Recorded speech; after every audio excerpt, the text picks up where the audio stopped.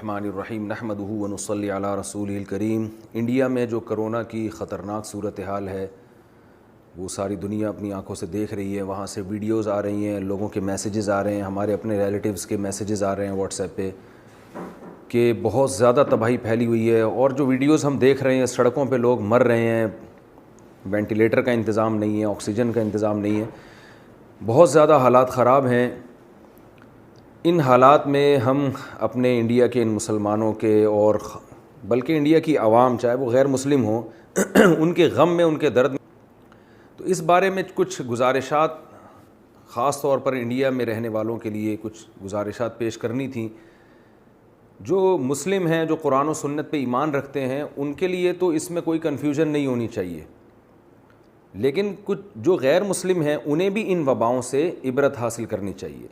جو اس وقت تباہی ہندوستان میں پھیلی ہوئی ہے اور اس بات کا خطرہ موجود ہے کہ کل یہ تباہی پاکستان کی طرف بھی آ سکتی ہے۔ اللہ تعالی ہم سب کو محفوظ رکھے، یا کسی اور ملک میں بھی یہ سب کچھ ہو سکتا ہے۔ تو ہمیں اللہ تعالیٰ کی طرف سے اس میں ہدایات ملتی ہیں۔ وَلَنَبْلُوَنَّكُمْ بِشَيْءٍ مِّنَ الْخَوْفِ وَالْجُوعِ وَنَقْصٍ مِّنَ الْأَمْوَالِ وَالْأَنفُسِ وَالثَّمَرَاتِ وَبَشِّرِ الصَّابِرِينَ۔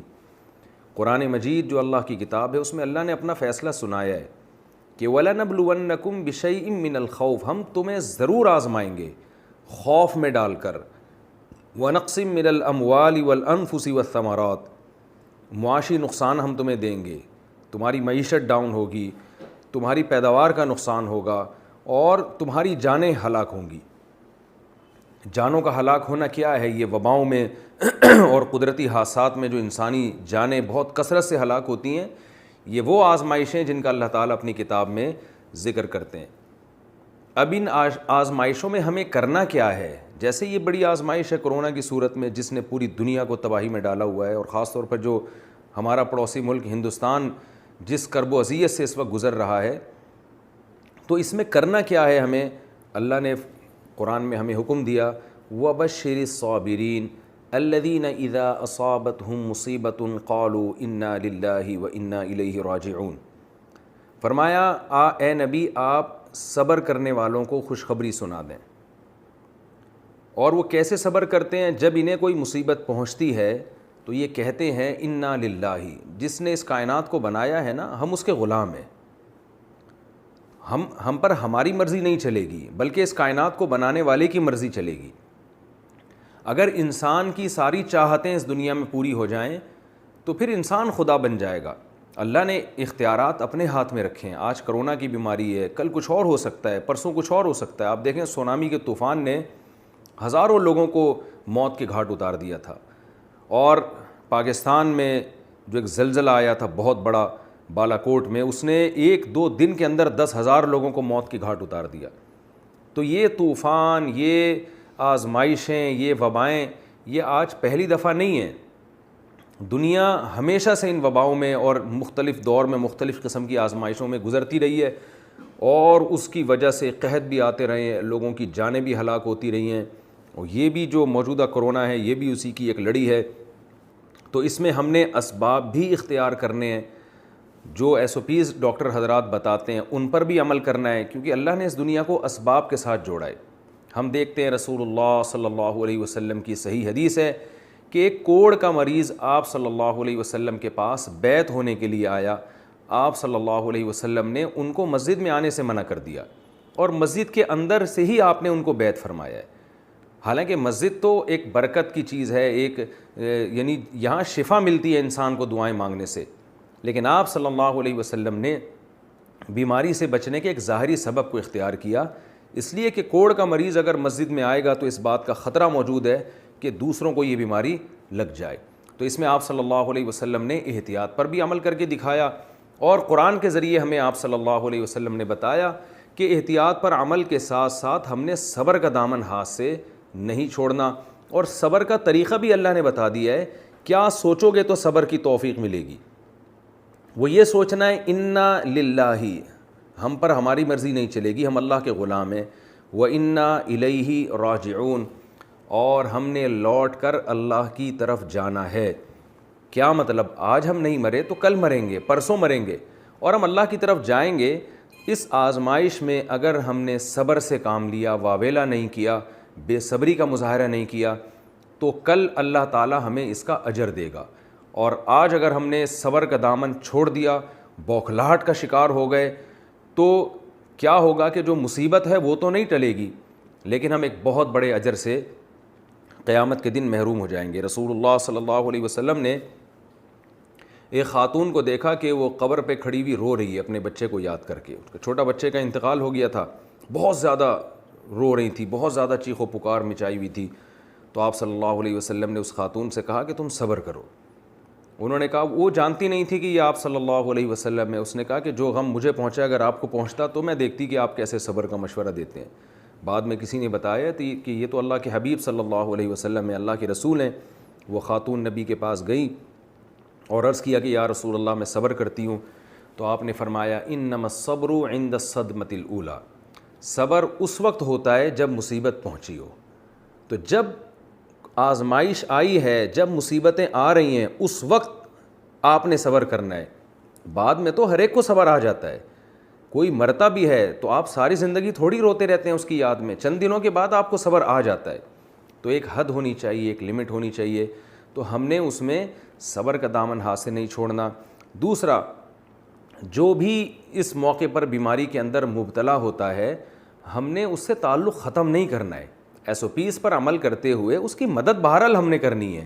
ایس او پیز پر اس طرح سے عمل کرنا کہ آپ مریض کو چھوڑ کے بھاگ جائیں, یہ بہت بے مروتی کی بات ہے. اس موقع پر ہمیں اللہ کے حبیب صلی اللہ علیہ وسلم نے توکل کرنے کا حکم دیا ہے. تو آپ کے گھر میں اگر کوئی بوڑھے والدین کورونا میں مبتلا ہو جاتے ہیں تو یہ آپ کے لیے جائز نہیں ہے کہ آپ ان کو چھوڑ کے بھاگ جائیں. ڈاکٹر کے لیے جائز نہیں ہے کہ وہ پیشنٹ کو چھوڑ کے بھاگ جائے. ڈاکٹروں کو بہرحال ہم سب کو سلام کرنا چاہیے کہ وہ اپنی جان پر کھیل کر کس طرح سے مریضوں کی مدد کر رہے ہیں. لیکن بعض ایسی بھی ڈاکٹروں کی رپورٹ آتی ہے جو بھاگ رہے ہیں اور جو ہے وہ اپنی جان بچانے کی فکر میں لگے ہوئے ہیں. اگرچہ ان کا ریشو کم ہے, زیادہ تر ڈاکٹر تو الحمدللہ انسانیت کی خدمت کر رہے ہیں. تو ایسے موقع پہ اللہ پہ اعتماد اور اللہ پہ توکل کا تقاضا یہ ہے کہ آپ اپنے گھر کے مریض کو چھوڑ کر فرار نہ ہوں, کیونکہ موت اور زندگی بہرحال اللہ کے ہاتھ میں ہے. اللہ نے ہمیں زندہ رہنے کے اسباب اختیار کرنے کا حکم تو دیا ہے, لیکن ایسا سبب اختیار کرنا جو شرعی جائز نہیں ہے. آپ خود کسی کرونا کے پیشنٹ کے بلا وجہ قریب نہ جائیں, لیکن آپ کے گھر میں اگر آپ کے کوئی بوڑھا بیمار ہو جاتا ہے تو اسے اس بیماری کی حالت میں چھوڑ کے جانا, یہ اللہ اس کے رسول صلی اللہ علیہ وسلم کی نافرمانی ہے. یہ کسی طور پہ بھی آپ کے لیے جائز نہیں ہے. اسی طرح گورنمنٹ نے اگر ڈاکٹروں کے ذمہ لگایا ہے کہ وہ پیشنٹ کی حفاظت کریں, اس کی کیئر کریں, وہ اسپتال چھوڑ کے نہ بھاگیں, تو ایسے موقع پہ ڈاکٹر کا فرار ہونا یہ بھی شرعی طور پر ناجائز اور غلط بات ہے. تو ہم اس درد میں, اس دکھ میں اپنے ہندوستان کہ مسلمانوں اور جو دوسرے جو غیر مسلم بھی رہتے ہیں وہ بھی انسانیت کے ناطے ہمارے بھائی ہیں, اس غم میں ہم ان کے ساتھ برابر کے شریک ہیں. اور اللہ تعالیٰ سے ہم دلی دعائیں کرتے ہیں کہ اللہ اس مصیبت سے ہندوستان کے لوگوں کو جلد سے جلد نجات عطا فرما, اور جس کرب و اذیت میں وہ مبتلا ہیں اے اللہ اس بیماری سے, اس مصیبت سے ان کو نکال دے. اور جب تک یہ بیماری مقدر ہے صبر کی ہم سب کو توفیق عطا فرما. اور اس میں غیر مسلموں کے لیے ایک سبق ہے کہ یہ دنیا خواہشات کے پوری ہونے کی جگہ نہیں ہے. اب بھی موقع ہے اللہ کی طرف آنے کا, شرک سے توبہ کرنے کا. قرآن صاف لفظوں میں کہتا ہے وَإِذَا غَشِيَهُم مَّوْجٌ كَالظُّلَلِ دَعَوُا اللَّهَ مُخْلِصِينَ لَهُ الدِّينَ, کہ جب تمہیں کوئی بڑی مصیبت آتی ہے, طوفان میں گھرتے ہو, تو تم سب اپنے دوسرے خداؤں کو چھوڑ کر اس خدا کو پکارتے ہو جو آسمانوں میں ہے. لیکن جب وہ تمہیں مصیبت سے نجات دے دیتا ہے تو پھر اس خدا کو تم بھول جاتے ہو. اگر وہ چاہتا ہے, بعض دفعہ وہ نجات نہیں بھی دیتا. تو اس میں, ان مصیبتوں میں, ان بلاؤں میں وہ رب جو آسمانوں میں ہے وہ ہر ایک کو اپنی طرف دعوت دیتا ہے کہ آؤ مجھ سے مانگو. ایسے موقع پہ سب کو اسی اللہ کا تصور آتا ہے دماغ میں. ایک ویڈیو بھی ہندوستان سے وائرل ہوئی ہے کہ ایک ہندو فوجی وہ لوگ مسلمانوں سے اپیل کر رہا ہے کہ آپ لوگ دعائیں مانگیں. میری دادی مجھے بتایا کرتی تھیں, سہارنپور سے ان کا تعلق تھا, کہ جب بارشیں بند ہو جایا کرتی تھیں تو ہندو بھی آ کے ہم سے ریکویسٹ کرتے تھے کہ آپ لوگ نماز استسقاء پڑھیں. یہاں ایک بوڑھے رہا کرتے تھے ہندوستان کے تھے, انہوں نے یہ بات مجھے بتائی کہ ہندو ہم سے کہا کرتے تھے کہ آپ جائیں اور نماز استسقاء پڑھیں اور اللہ سے دعائیں مانگیں. اور میں نے اپنی دادی سے براہ راست سنا کہ بہت دفعہ ایسا ہوا ہے کہ ہم نماز استسقاء میں گئے اور ہم نے اللہ سے رو رو کے دعائیں مانگی اور اسی وقت آسمان سے بارشیں برسنا شروع ہو گئیں۔ تو مسلمانوں کو خاص طور پر چاہیے، ہم تو ایک حقیقی خدا پر ایمان رکھتے ہیں جو بلائیں دے بھی سکتا ہے اور بلائیں ٹال بھی سکتا ہے، تو بہت شدید ضرورت ہے اس بات کی کہ رمضان کی ان مقدس راتوں میں پوری دنیا کے لیے عام طور پر اور خصوصاً ہندوستان کے لیے جو ہمارا پڑوسی ملک ہے اس کے لیے ہم راتوں کو اٹھ کے گڑ گڑائیں، دعائیں مانگیں، اور اس میں صرف مسلمانوں کو شامل نہ کریں بلکہ اللہ سے یہ دعا مانگے کہ اللہ انسانیت جس کرب و اذیت میں مبتلا ہے تو اس مصیبت سے ہم سب کو نکال دے۔ اللہ تعالیٰ سے دعا ہے کہ جو کچھ کہا سنا اللہ تعالیٰ اس میں کمی کوتاہی کو معاف فرمائے، اور جو صحیح باتیں ہوئی ہیں اللہ ہم سب کو اس پر عمل کرنے کی توفیق عطا فرمائے۔ اور ہماری سب کی ذمہ داری ہے کہ اس وقت ہندوستان کے لوگوں کی جس حد تک ہم مدد کر سکتے ہیں ہم کریں۔ ہماری حکومت کی بھی ذمہ داری ہے، اگر کوئی ٹرسٹ وہاں مدد پہنچانا چاہتا ہے اور اس کے لیے بارڈر کھولنے کی ہمیں ضرورت پڑتی ہے تو حکومت کو اس پہ بھی سنجیدگی سے غور کرنا چاہیے کہ اس وقت اپنی دشمنیوں کو ختم کر کے پوری دنیا کو چاہیے کہ وہ ایک دوسرے کا ساتھ دے، کیونکہ کل جو مصیبت آج جس مصیبت میں وہ مبتلا ہیں، اللہ نہ کرے کل اس مصیبت میں ہم یا کوئی اور ملک بھی مبتلا ہو سکتا ہے۔ وما علینا الا البلاغ۔